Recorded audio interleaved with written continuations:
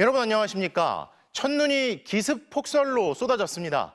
이상기후 탓에 폭발적으로 발달한 눈구름이 예기치 못한 폭설을 쏟아내면서 서울은 무려 117년 만에 가장 많은 11월 적설량을 기록했고 전국 곳곳에서 피해도 속출했습니다.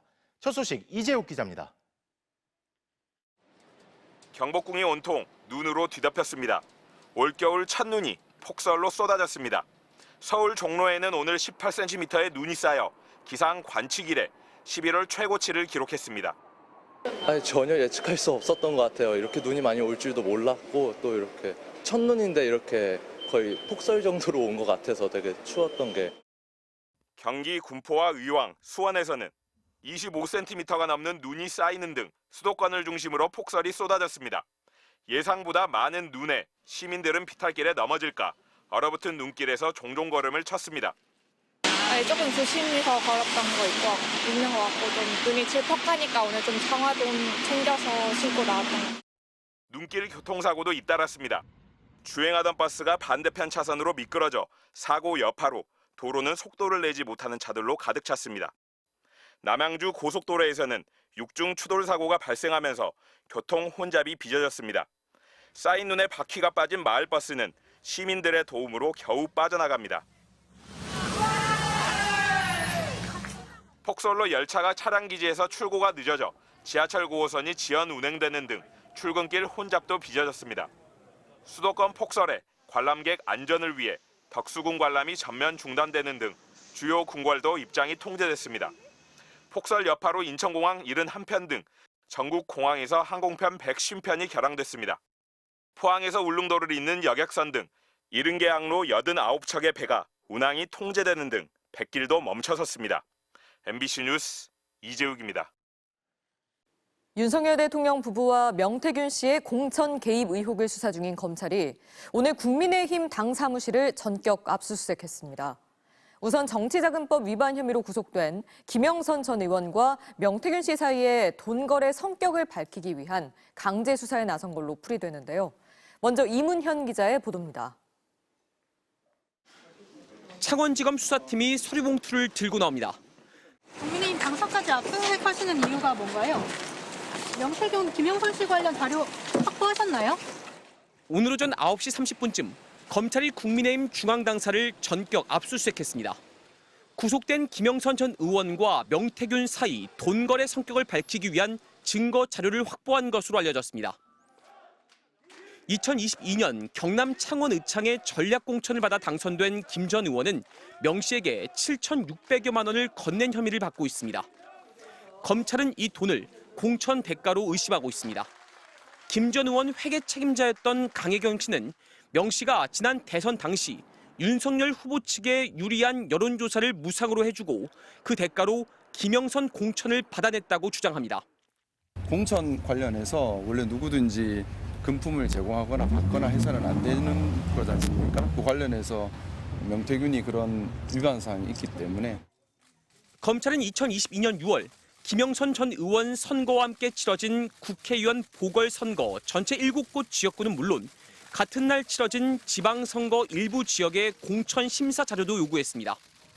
앞서 검찰이 공문을 보내 자료를 달라고 했지만 국민의힘이 민감한 자료라 임의로 줄 수 없다며 압수수색 영장을 요구하자 검찰이 강제 수사에 나선 것으로 보입니다.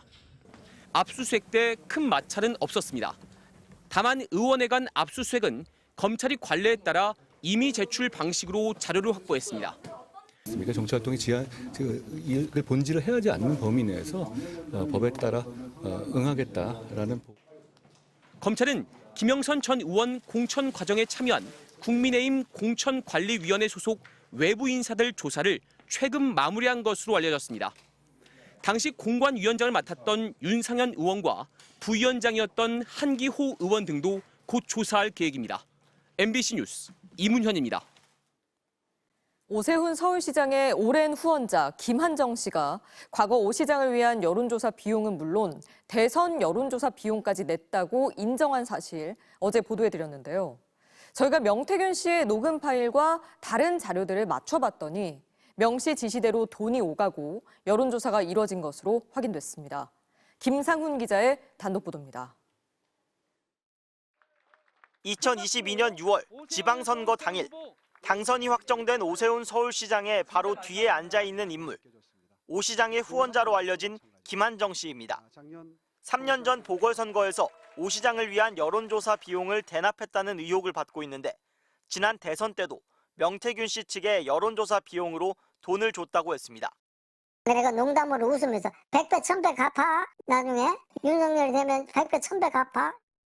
윤석열 후보가 국민의힘 대선 주자로 확정된 건 2021년 11월 5일. 보름쯤 지난 11월 22일 명태균 씨가 강혜경 씨에게 여론조사 얘기를 꺼냅니다. 여보세요. 오늘 자체 조사 돌려야 되고요. 구체적인 지시도 합니다. 몇 개 뽑나요? 뭐 한 2,000개 뽑으면 되지. 실제로 통화 당일 미래한국연구소가 자체 실시한 여론조사가 확인됩니다. 명 씨 말처럼 한 2,000개 뽑았는지 표본 수가 2,006명으로 나옵니다. 이 여론조사에 김한정 씨가 돈을 댄 것으로 보입니다. 돈은 내가 누구 김한정 씨한테 입금시키라 할게. 네, 한 200 있으면 되겠죠? 네. 강혜경 씨가 작성한 미래한국연구소 지출 내역서를 보면 이 여론조사에 400만 원이 들어갔습니다. 김한정 씨가 보냈다는 금액과 비슷합니다. 천대금 이런 건 아니고 조금만 몇백만 원인 것 같아. 강 씨는 MBC에 당시 김 씨에게 얼마를 받았는지는 확인해 봐야 한다면서도 차용증을 쓰거나 갚은 적은 없다고 했습니다. 윤석열 대통령은 명 씨한테 여론조사를 해달라고 한 적 없다는 입장입니다. 하지만 녹음 파일 속 명 씨의 말은 다릅니다. 아까 윤총장 전화했는데 궁금해하더라고. 맨날 윤석열한테 뭐 해줘야 돼? 명태균 씨가 수행한 대선 여론조사 비용이 어떻게 조성됐는지 단서가 확인된 만큼 검찰 수사도 이어질 걸로 보입니다. MBC 뉴스 김상훈입니다. 한동훈 대표 관련 당원 게시판 의혹이 개파 간 진흙탕 폭로전으로 치닫고 있습니다. 신윤계는 과거 한 대표가 몸담았던 국정농단 특검팀을 향한 꽃바구니 보내기 운동이 사실은 한 대표 아내의 주도로 이루어졌다는 의혹을 제기했고, 친한계는 김건희 여사의 고모가 한 대표를 향해 벼락 맞을 거라는 등 비난을 쏟아낸 글이 확인됐다며 역공을 폈습니다. 손하늘 기자입니다.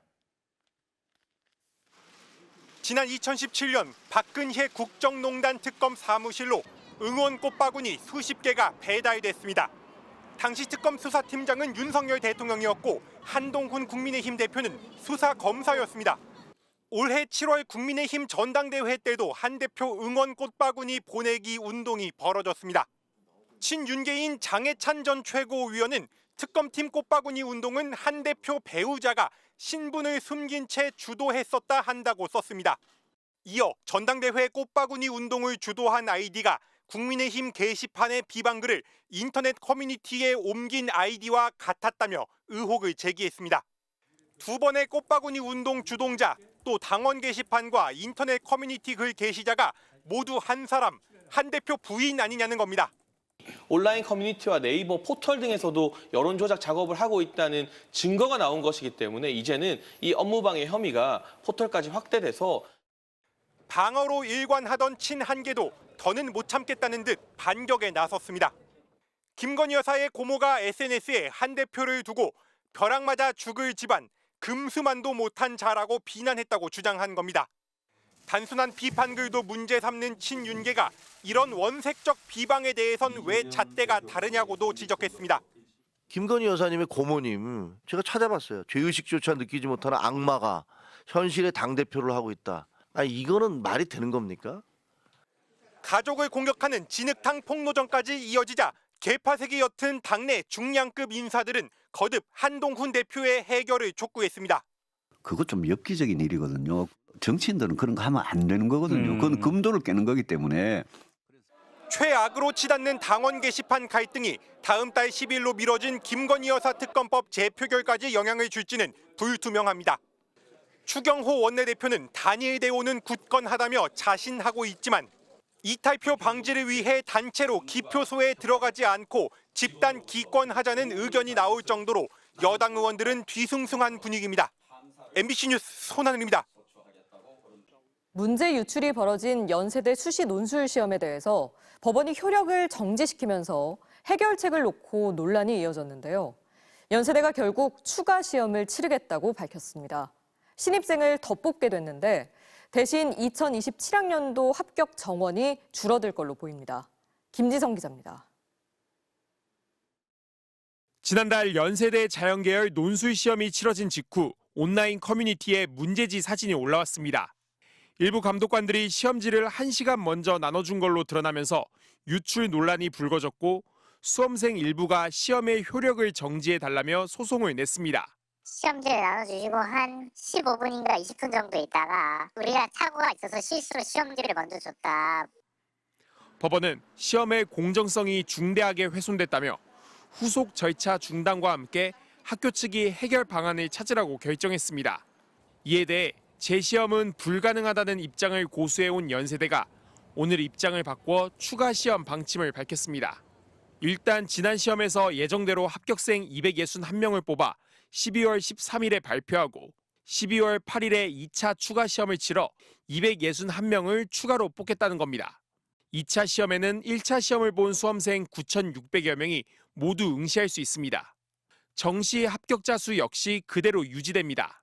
대신 2027학년도 입시에서 올해 합격자가 늘어난 만큼 정원이 줄어들 전망입니다.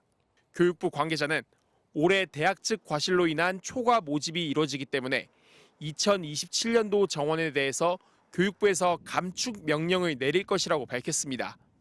이런 결과적으로 상위권 대학의 모집 정원이 그만큼 줄어들기 때문에 이번 연세대 논술 문제의 가장 큰 피해자로 볼 수 있습니다. 연세대는 2차 추가 시험 합격자가 다른 학교로 빠져나갈 경우 그 빈자리에 추가 합격자를 받지 않기로 했습니다. 이에 대해 일부 수험생들은 추가 합격 없는 2차 시험 역시 피해자 발생이 불가피하다며 반발하고 있어 법적 공방의 불씨도 남아 있습니다. MBC 뉴스 김지성입니다.